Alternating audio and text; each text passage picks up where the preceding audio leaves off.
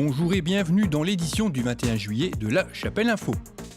Retour en images sur les festivités du 14 juillet avec une retraite au flambeau dont le succès ne faiblit pas. Et pour finir, l'agenda avec les films à l'affiche.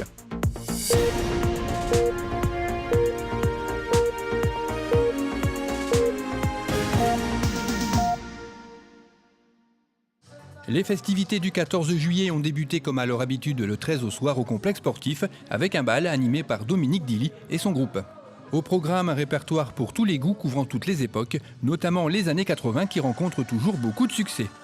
La restauration était assurée par le club des supporters et la gymnastique volontaire qui n'ont pas chômé devant l'affluence car vous avez été cette année encore très nombreux à participer à la retraite au flambeau, une fréquentation record qui a chagriné un peu la commission des fêtes, désolée de n'avoir pu honorer toutes les demandes.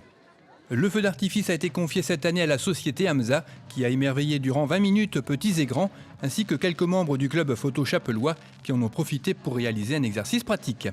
Malgré le manque de flambeaux, le bilan de la soirée est plutôt positif pour la commission des fêtes et sa responsable, Bénédicte Rinquin. Oui, en effet, la soirée de façon générale s'est bien passée. Cette année, on avait voulu changer, prendre un orchestre, vraiment très bien. D'ailleurs, on l'entend là derrière et puis c'est vraiment formidable. Par contre, au niveau de la fête des allumoirs, là c'était vraiment un très bon cru parce que je n'ai pas eu assez d'allumoirs. J'en avais prévu 240, 250 et il m'en a manqué au moins une vingtaine, une trentaine. Donc là, ça prend vraiment de l'ampleur à chaque année et il y a de plus en plus de monde. Au niveau du feu d'artifice, c'était la société Hamza qui nous a fait le feu d'artifice. Et vraiment également un très beau feu d'artifice. Je crois que toutes les personnes présentes ont été très contentes. Donc là, des personnes reviennent pour danser. Je crois que l'ambiance est repartie. Et puis, on espère que ça va durer encore une petite heure. Voilà. Le lendemain a fait place au recueillement avec les traditionnels dépôts de gerbes au monument aux morts. D'abord celui de Vémacar, puis sur celui de la place du Général de Gaulle. Notre maire Bernard Coine, excusé, était représenté par le premier adjoint Régis Ozel, qui est revenu lors de la première partie de son discours sur les 17 articles qui forment la Déclaration des droits de l'homme et du citoyen et qui, 228 ans plus tard, sont toujours le reflet de notre société. Parmi les personnalités présentes se trouvait notre député récemment élu, le chapellois Laurent Pietraszewski. Le cortège officiel a rejoint ensuite la mairie au rythme de l'ensemble philharmonique où une petite réception était organisée et durant laquelle le premier adjoint a cité Nelson Mandela dans la deuxième partie de son discours. J'ai toujours su, donc c'est entre guillemets, c'est pas moi, j'ai toujours su qu'au plus profond du cœur de l'homme résidait la miséricorde et la générosité. Personne ne naît haïssant une autre personne à cause de la couleur de sa peau ou de son passé ou de sa religion. Les gens doivent apprendre à haïr, et s'ils peuvent apprendre à haïr, on peut leur enseigner aussi à aimer, car l'amour n'est plus naturellement dans le cœur de l'homme que son contraire. Même au pire moment de la prison, puisqu'il est passé quand même quelques années en prison, quand mes camarades et moi étions à bout, j'ai toujours aperçu une lueur d'humanité chez un des gardiens.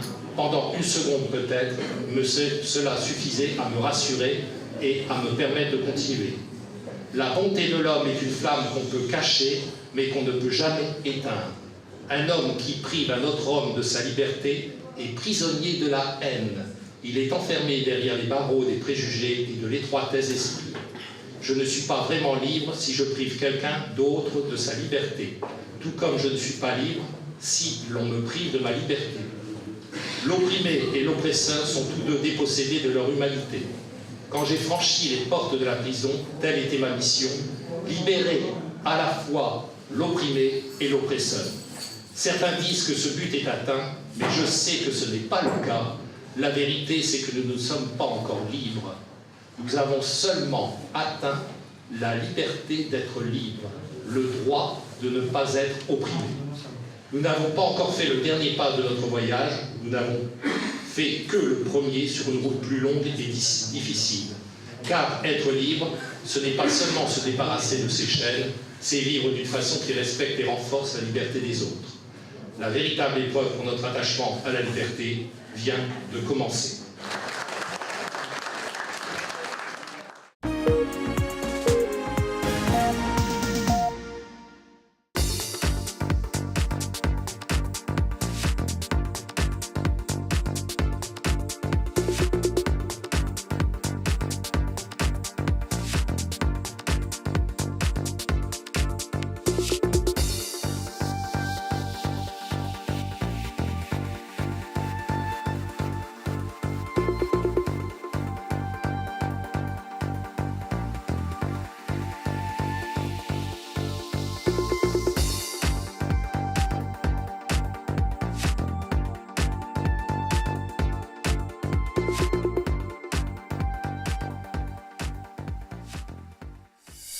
Cette édition est terminée, merci de l'avoir suivi. Rendez-vous le vendredi 28 juillet.